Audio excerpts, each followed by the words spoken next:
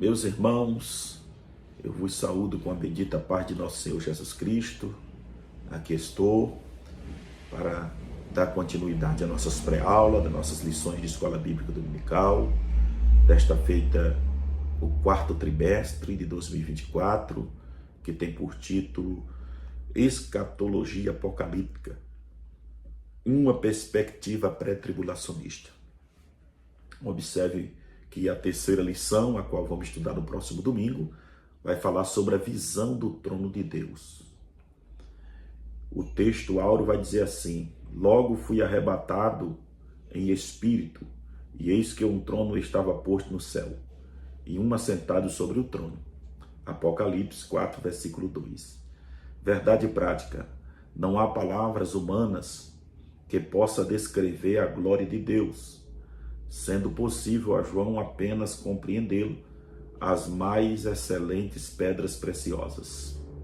Compará-lo, melhor dizendo, sendo possível ao João apenas compará-las com pedras preciosas. Meus queridos irmãos, estamos estudando o panorama do livro do Apocalipse. A primeira lição falava sobre este panorama do livro do Apocalipse. O livro do Apocalipse, ele tem 22 capítulos e contém também 404 versículos, com 12.000 palavras e 9 perguntas. Este livro foi escrito por meio de uma revelação dada ao apóstolo João na ilha de Pátimo. Extensão de terra é localizada no Mar Egeu, com 40 quilômetros de superfície. Observe que habitava 3.000 habitantes, aproximadamente 3.000 habitantes. Esta ilha, João foi levado para lá pelo governador de Roma da época para ser exilado. E lá, Deus começa a revelar a João coisas tremendas, inefáveis, como disse o apóstolo Paulo. E João é levantado por Deus para escrever as revelações e enviar a certa igreja da Ásia. Veja que o Senhor Jesus, por alguns estudiosos do livro do Apocalipse, ele é descrito no capítulo 1 e 2 como rei e sacerdote exaltado entre as nações. No capítulo 4 e 5, ele é apresentado como o Cordeiro de Deus glorificado, sentado em seu trono. Observe que do capítulo 6 ao capítulo 18, ele é apresentado como o juiz que rege toda a terra, ou que julga toda a terra. No capítulo 19, ele é apresentado ou desce do céu como Rei dos Reis e Senhor dos Senhores, para redimir Israel e pôr fim aos seus inimigos. Observe que o Apocalipse termina com o noivo conduzindo a noiva à cidade celestial. E é apresentado, como disse aqui, como pedras preciosas, cidade, o alicerce, os muros, as portas, também é descrito com pedras preciosas. Meus queridos irmãos, João é apresentado a João, melhor dizendo, Cristo glorificado, andando no meio das igrejas, como está descrito no Apocalipse, ele andando no meio do sete castiçal de ouro. Observe que ele está andando no meio das igrejas, o sete castiçais representa as igrejas, e que tem os seus respectivos pastores em suas mãos.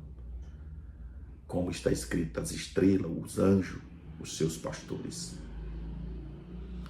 Observe que João é revelado coisas que ainda vão acontecer.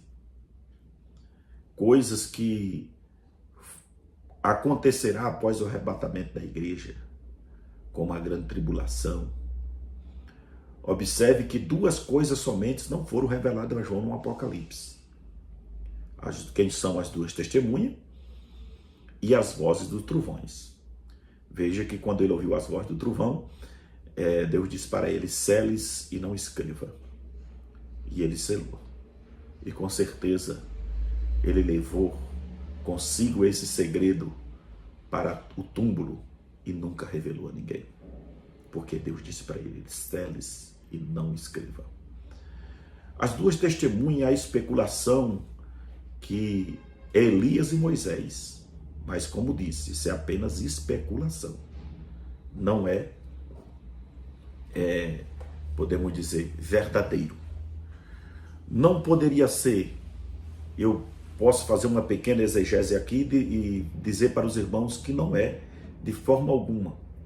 Porque Elias foi arrebatado, Moisés é morto. Observe que Elias foi levado ao céu, arrebatado como a igreja vai ser arrebatada. Moisés é morto, o próprio Deus diz a Josué, no capítulo 1 de Josué, ele vai dizer, meu servo Moisés é morto, a quem tu servia. O próprio Deus declara que Moisés havia morrido. E jamais Deus ia permitir que Moisés e Elias viessem para morrer de novo. Senão ia contradizer a palavra do Senhor. As duas testemunhas vão morrer, ficarão 3 dias numa praça, e ao 3º dia ressuscitarão. Está escrito no Apocalipse. A Bíblia diz que Moisés será arrebatado, ou melhor dizendo, os salvos do Antigo Testamento, junto com os do Novo, serão arrebatados, no arrebatamento que está descrito em 1 Tessalonicenses. E os mortos ressuscitarão primeiro, 1 Tessalonicenses 4,16. O mesmo Senhor descerá do céu com alarido, com voz de arcanjo e trombeta de Deus. E os que morreram em Cristo ressuscitarão primeiro, e nós que ficamos vivos seremos arrebatados ao encontro do Senhor nos ares. E quem é arrebatado receberá um corpo glorioso, um corpo imortal, um corpo incorruptível. Observe que no 1 Coríntios 15, o apóstolo Paulo vai dizer que receberemos um corpo imortal, Moisés receberá um corpo imortal, Elias receberá um corpo imortal, e eles não virão para morrer de novo. Então, não sabemos quem é as duas testemunhas. Agora, vai dizer que eles virão com a unção, como a de Elias, como a de Moisés, que farão milagres, prodígios e maravilha com o poder de Deus. Então, terá a mesma virtude, como Moisés teve, como Elias teve. Receberão de Deus esse poder. Mas vamos lá. Ele é imbuído por Deus a escrever 7 cartas às 7 igrejas da Ásia. Nós já aprendemos que 7 representa plenitude e perfeição. Observe que 7 ali representa os 7 tempos da igreja na terra. E nós estamos vivendo o último estágio da igreja na terra, o último momento, representado pela igreja de Laodiceia. Profeticamente, a igreja de Filadélfia é contemporânea da igreja de Laodiceia, porque representa a igreja do arrebatamento, como já aprendemos em lições anteriores. Observe que a igreja de Laodiceia é a igreja que representa a igreja dos dias em que estamos vivendo, a igreja que é descompromissada com a palavra de Deus, que vive com as suas orgias, é rica, porém pobre espiritualmente, tem de tudo, tem as melhores vestes, os melhores tecidos, porém nua, não veste de forma adequada que agrade a Deus. Agora observe, nós estamos no fim. Para a igreja de Laodiceia vai estar escrito: eis que estou à porta e bato, se abrirem a porta eu entrarei, cearei com ele e ele comigo. A ceia seria a última refeição do dia no Oriente Médio. Observe que nós estamos vivendo a última etapa do dia da graça. Está se findando. Estamos chegando aos momentos finais. Os sinais que é descrito na Bíblia Sagrada por Jesus, que antecederia o arrebatamento da igreja, podemos dizer que praticamente se cumpriram todos. O que está faltando agora é a igreja ser tirada da terra. João agora é levado a uma outra dimensão. Observe, baseado na lição no capítulo 4, depois destas coisas, olhei e eis que estava uma porta aberta no céu, e a primeira voz que como de trombeta ouviram falar comigo, disse: sobe aqui e mostrar-te-ei as coisas que depois desta deve acontecer. Observe que o advérbio depois aí, ele representa uma mudança de uma coisa para outra, ou de um cenário a outro. João agora sai da terra ao céu e ele começa a ver algo muito tremendo ali no céu. Então ele passa a ver coisas inefáveis, coisas grandes como o trono de Deus. E observe que ele vai dizer no versículo 10: e logo fui arrebatado em espírito, e eis que um trono estava no céu, e assentado sobre o trono. E que estava sentado era na aparência, ele vai dizer, semelhante a pedras de jaspe, de sardônica, e o arco celeste estava ao redor do trono, e era semelhante a esmeralda. Olha só, nós podemos fazer algumas observações a respeito desse trono. Algum comentarista opina que a palavra depois, visita no presente texto, equivale depois da era da igreja. Outra coisa, depois, o advérbio depois também equivale aqui depois da era da igreja. E João, sendo arrebatado em espírito, serve de figura expressiva do arrebatamento da igreja, da terra para a câmara celestial. Então observe que João serve de figura. Então, como eu falei para os irmãos, depois destas coisas, depois dos acontecimentos, a igreja foi arrebatada. E agora João, na sua visão, passa a ver em uma visão futurística coisas que aconteceria depois, porque o cenário aqui, ele vai ao céu e começa a ver a soberania de Deus, começa a ver o Jesus Cristo exaltado, glorificado, mas é dali que Deus possa mostrar para ele coisas grandes, o que iria acontecer depois. Então veja que há uma mudança. João representado aqui como a igreja que será arrebatada, porque no versículo 2 ele disse, e no versículo 2, como podemos observar aqui, ele diz: logo fui arrebatado em espírito, e eis que um trono estava posto no céu. Está vendo? Logo fui arrebatado. O Apocalipse caracteriza-se por um sentimento de urgência e de eminência. Então aqui observe que o Apocalipse é caracterizado por um sentimento de urgência e de eminência. Observe que essa mudança de cenário mostra também a João como símbolo da igreja que vai ser arrebatada, mostra a urgência de Deus tirar a igreja. Eis que venho sem demora. Na igreja de Filadélfia, como a carta que foi escrita a Filadélfia está escrito: eis que venho sem demora, guarda o que tens, para que ninguém tome a sua coroa. O vocábulo imediatamente aparece apenas 5 vezes no Antigo Testamento e mais de 75 em o Novo Testamento. Mais de 75 no Novo Testamento. No Apocalipse sempre ocorre o vocábulo próximo. Agora observe esses vocábulos: sem demora, Apocalipse 3 e 11, logo, Apocalipse 4 e 2, cedo, Apocalipse 22 e 12, são expressões que denotam a urgência e a rapidez. Está vendo? São expressões que denotam a urgência e a rapidez da retirada da igreja. A retirada da igreja vai ser de forma rápida, como aprendemos em lições anteriores.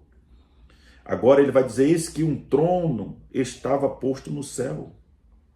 Está vendo? Eis que um trono estava posto no céu.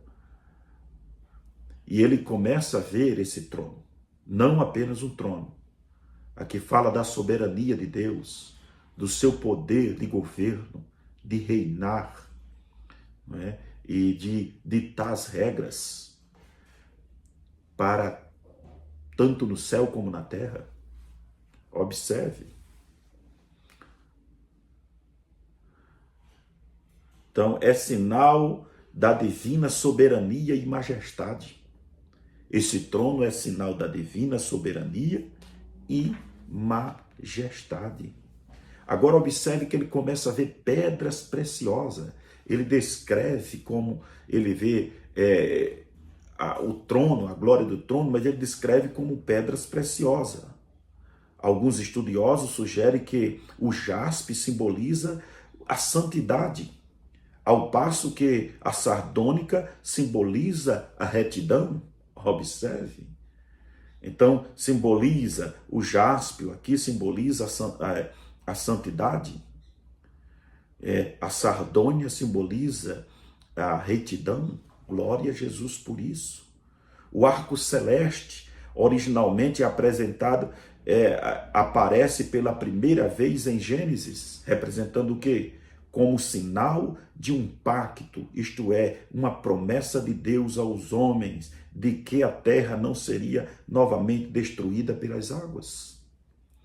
Então, o arco celeste aqui representa uma aliança de Deus para com os homens, um pacto de Deus para conosco. Deus fez um pacto com Abraão, Deus fez uma aliança com Noé, e Deus também continua fazendo aliança com a sua igreja, quando ele promete que vem nos buscar. Ele fez um pacto de sangue na cruz do Calvário. Glória a Jesus por isso. Continuemos. Sua cor verde, como é descrita pelo presente texto, fala da vida. Então a cor verde do arco representa a vida. No contexto da promessa, isso aponta para a vida eterna. Então veja que aponta para a vida eterna. Glória a Deus. Agora, observe as múltiplas cores que há no arco celeste. Observe, são exigidas para expressar os múltiplas. Vou só botar aqui, todas as cores, ou 7 cores, são exigidas para expressar os múltiplos aspectos da santificação representada no reino de Deus. Olha o que representa. Então, tudo que está no Apocalipse tem um porquê. Tem um simbolismo muito rico. Representa alguma coisa. E isto tudo ainda apontando para Deus, para o seu reino e para o desenrolar dos seus planos. Glória a Jesus. Agora observe o versículo 4. E ao redor do trono havia 24 tronos. E vi sentados sobre os tronos 24 anciões, vestidos de vestes brancos, e tinha sobre a sua cabeça coroas de ouro. Agora, meus irmãos, as vestes, os 24 anciãos do capítulo em foco não podem ser anjos. Então, já podemos observar que esses 24 anciões do texto em foco não podem ser anjos, né? Eles entoam o cântico da redenção, como têm sido redimidos. Glória a Deus, como tendo sido redimidos. Eles entoam o cântico da redenção. Veja que o cântico, que esses 24 anciãos que estão ao redor do trono, ele entoa um cântico de redenção, de alguém que foi redimido. Né? Os anjos já estão no céu, e você não observa no texto coroas na cabeça dos anjos, e nem cantando o cântico de redimidos, porque eles já são, podemos dizer, perfeitos. É evidente que, em sentido geral, os anjos não são vistos como eu falei para os irmãos, coroados, e nem assentados em tronos. Jesus falou aos seus discípulos que ele no futuro se assentaria sobre 12 tronos. Mateus 19, 28, foi uma promessa de Jesus. Esses personagens misteriosos encontram-se em estado de salvação definitiva. Vestido de branco, já possui o prêmio de sua salvação, coroas de ouro, e participa com autoridade no desenvolvimento da salvação, assentados em tronos. Olha que coisa maravilhosa.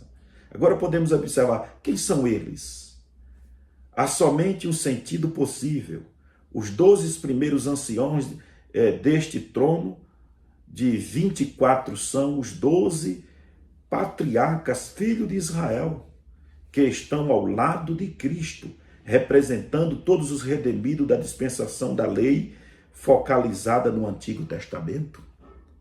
Então, os primeiros 12 desse turno de 24 representa os 12 patriarcas das 12 tribos de Israel.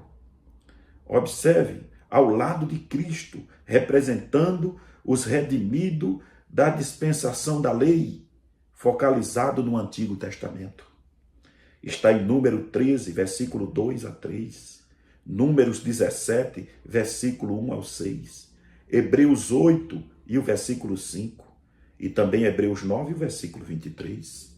Os outros 12 são os 12 apóstolos do Cordeiro, pois, em alguns casos, eles são chamados de ancião. Aonde eles são chamados de ancião? Então, Filemon, versículo 9. 1 Pedro, versículo de Números, capítulo 5, versículo 1. 2 João, versículo 1. E 3 João, versículo 1.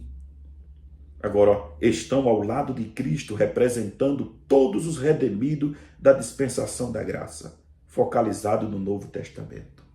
Oh, glória a Jesus! Focalizado no Novo Testamento. Então, meus queridos irmãos, esses 24 anciões representam os redimidos em sua totalidade, tanto do Antigo quanto do Novo Testamento. Os 12 patriarcas representam os redimidos do Antigo Testamento e os 12 apóstolos representam a igreja redimida do Novo Testamento, que estarão no céu louvando e engrandecendo o nome do Senhor Jesus Cristo. Glória a Deus. Glória a Jesus por isso. Meus irmãos, nós temos também a representação dos 4 animais. Temos a representação dos 4 animais também que João viu. Assim, em Mateus, o primeiro, representando os 4 evangelhos, a forma que Cristo é descrito nos 4 evangelhos. Veja só, assim, em Mateus, o primeiro evangelho, Cristo é ali representado como poderoso leão da tribo de Judá. A razão de ser este animal o mais nobre da fauna. Então, observe que Cristo é representado em Mateus como leão da tribo de Judá. Então, os 4 animais também representa ali os 4 evangelhos e a forma que Cristo é apresentado nele. Vamos lá? Em Marcos, o segundo evangelho, Cristo é visto aí como paciente novilho, representando a força divina e a sua paciência no holocausto da cruz. Levítico, capítulo 1. Nós temos em Lucas, o terceiro evangelho, Cristo é contemplado como filho do homem. Sua humanidade representada nele por mais de 40 vezes, servindo a vontade divina e a necessidade humana. Mateus 20, versículo 28, Lucas 22 e 27. E em João, o 4º evangelho, Cristo é representado como uma águia voando, em razão de ser esta ave a mais nobre das aves do céu, e Jesus, o mais nobre do Filho de Deus. Glória a Deus. Cada uma dessas criaturas tem 6 asas e estão cheias de olhos por diante e por detrás. O que sugere aventurosa energia, serviço obediente, direção inteligente e levada especiais plenitude. Glória a Deus. Veja que ele vê olho por trás e por frente. Isso mostra que Deus, ele sabe de todas as coisas, que ele tem visão de todas as coisas, vê o passado, o presente e o futuro. Glória a Jesus. por isso. Então, meus queridos irmãos, em outras passagens, observe que esse animal é apresentado como querubim. Está vendo? Como aqueles que guarda, ou guardião. É apresentado como guardião. Glória a Jesus. Meus queridos irmãos, e aqui na lição nós observamos que João, quando estava, que vê essa visão, e ele olha para o céu no capítulo 5, ele começa a dizer o seguinte: e vi na destra do que estava sentado sobre o trono um livro escrito por dentro e por fora, selado com 7 selos. Selado com 7 selos. E vi um anjo forte bradando com grande voz: quem é digno de abrir o livro e de desatar os seus selos? Quem é digno de desatar? E João vai dizer: e ninguém no céu, nem na terra, nem debaixo da terra podia abrir o livro, nem olhar para ele. Não podia. Estava selado. E ninguém podia abrir o livro. E eu chorava muito, porque ninguém fora achado digno de abrir o livro, nem de ler e nem de olhar para ele. Ele disse que fica chorando porque não achou ninguém digno. Não que o livro não possa ser lido, mas o segredo é que ninguém digno pode ler. Nenhum indigno tem a capacidade de ler este livro. E disse-me um dos anciões: não chores, eis aqui o leão da tribo de Judá, a raiz de Davi, que venceu para abrir o livro e desatar os seus 7 selos. Alguém disse que esse livro representa, em alguns pontos, as profecias do Antigo Testamento que vem sendo desvendada no Novo. Outros também acreditam que esse livro representa aquele livro da vida, repleto de vários nomes, ou contido vários nomes nele. Mas também representa o desenrolar das profecias que acontecerão nos próximos tempos, após a saída da igreja. O que há de acontecer. E ele disse: não havia ninguém digno. E disse-me um dos anciões: não chore, eis aqui o leão da tribo de Judá, a raiz de Davi, que venceu para abrir o livro e desatar os seus 7 selos. Agora eu olhei, e eis que estava no meio do trono e dos 4 animais, dos animais viventes, entre os anciões, um cordeiro, como havendo sido morto, e tinha 7 pontas e 7 olhos, que são os 7 Espíritos de Deus, enviado a toda a terra. Observe, meus irmãos, que João, quando ouve a voz, uma voz bradou, né? Uma voz bradou. E olhei, e eis que estava no meio do trono dos 4 animais viventes, entre os anciãos, um cordeiro. Ele disse: eu vi no meio dos 24, no meio dos redimidos, no meio dos guardiões. Ele disse: eu vi aquele que era digno de abrir o livro. Ele disse que viu o cordeiro. Mas interessante que o ancião diz que viu um leão, falando do seu poder, da sua soberania. Mas esse eu vi o Cordeiro de Deus, aquele já glorificado, exaltado, que veio para redimir as nações. E olhei, e eis que estava no meio do trono e dos 4 animais, versículo 6. Agora vem o versículo 7. Veio e tomou o livro da destra do que estava assentado no trono, o Pai. Deu ao Filho todo o poder e autoridade. E havendo tomado o livro, os 4 animais e os 24 anciões prostraram-se diante do Cordeiro, tendo todos eles harpa e salvas de ouro, cheia de incenso, que são as orações dos santos. Veja que as orações do santo é levada ao céu como incenso suave. A oração tem poder. Glória a Jesus por isso. E observe que ele diz que viu os 24 anciões e os 4 animais, e cantavam um novo cântico dizendo: digno és de tomar o livro e de abrir os seus selos. Olha só, porque foste morto e com teu sangue compraste para Deus homens de toda tribo, língua, povos e nações. Coisa maravilhosa. Veja que identifica claramente aqui o Cordeiro, Jesus Cristo glorificado. Está vendo? E para o nosso Deus os fez reis, sacerdotes, e eles reinarão sobre a terra. E olhei e vi a voz de muitos anjos ao redor do trono, e dos animais e dos anciões. Era números deles milhares de milhares e milhares de milhares. Amém. João vai dizer que ele viu um mar de vidro. Mar representa multidões. Mar, em alguns contextos, também representa ictude, turbulência.